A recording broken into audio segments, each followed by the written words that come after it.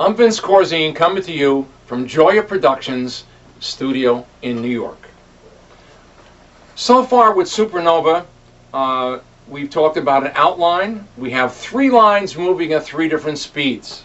For instance, the trombones are moving at a medium speed, the saxes have a fast counterpoint moving at a faster speed, and the trumpets in harmonies are slower, providing color with a diffused impressionistic sound. So we have 3 instruments moving at 3 different speeds, which means they won't interfere with each other and you'll get clarity. So that's one thing I was thinking about.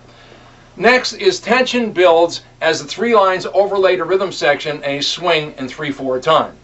Listen to each line as the tension increases. Example 1 is the theme with trombone unison.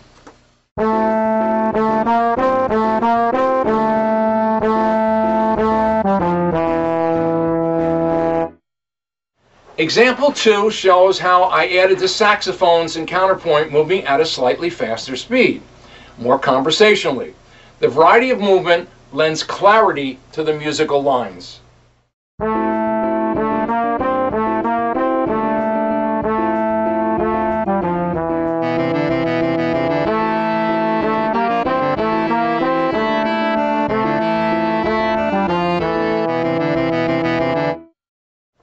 Example 3, we're now adding the harmonies, the trumpets and harmonies, for color and an impressionistic sheen or haze over the ensemble. The line is not as important as the color. Yes, the trombone line is important, the saxophone line is important, the trumpet in harmonies, trumpets and harmonies, is more of a background haze, like an artist would put a color in the background. Okay, it's not a definite line.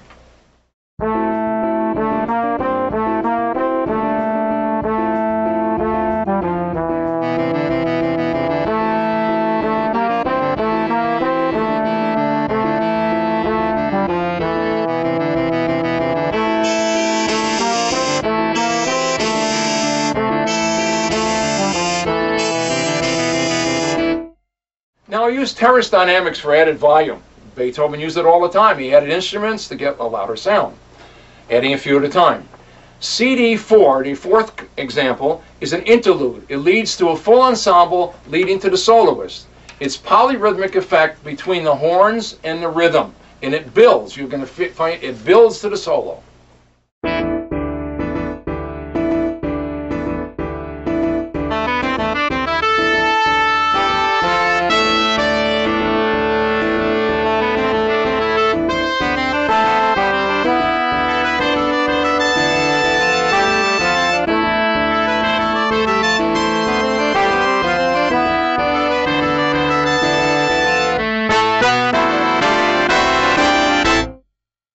Now let's look at the general form of Supernova. 3/4 waltz, intense.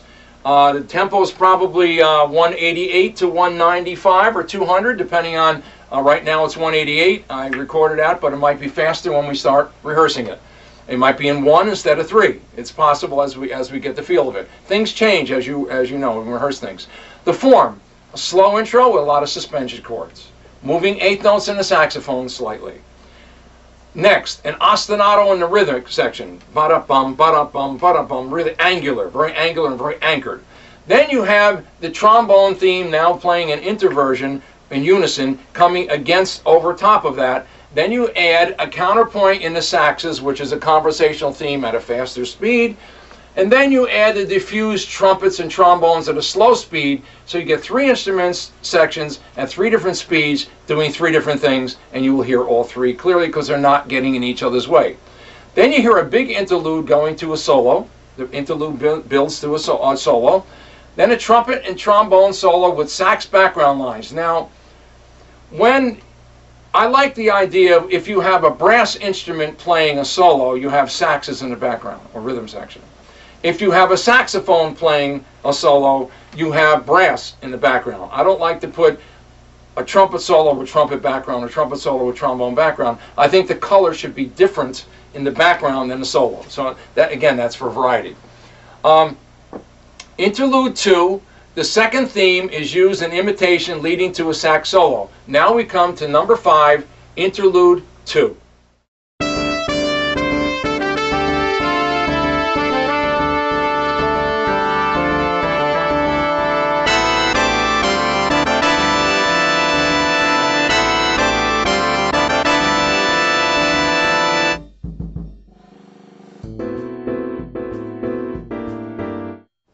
Example 6 is a variation of the main theme. The saxes play a unison ascending theme against an inactive harmonized brass line. Now I could have harmonized everybody in chords. It would be too thick, too cloying, and too bottom heavy. And I feel that a sax unison line against rich brass chords, I use this a lot, adds elasticity and suppleness, resulting in greater lightness and energy.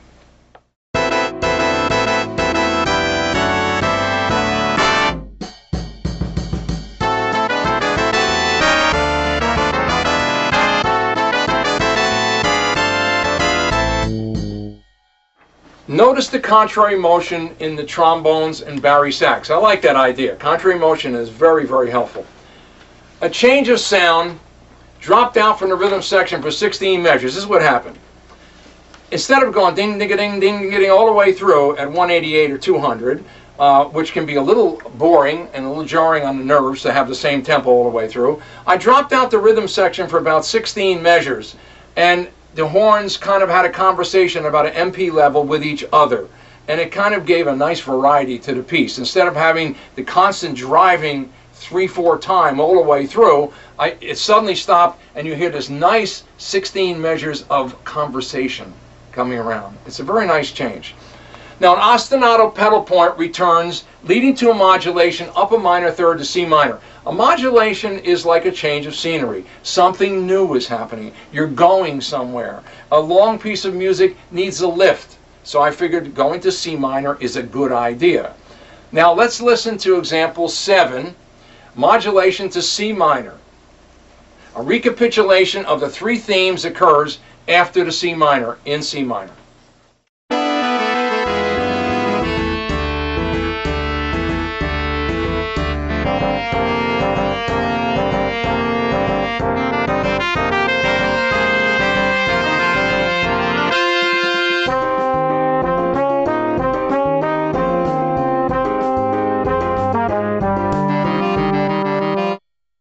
A stretto occurs after this. Now remember we said in one video that the themes occur in close proximity and they create tension and they almost land on top of each other.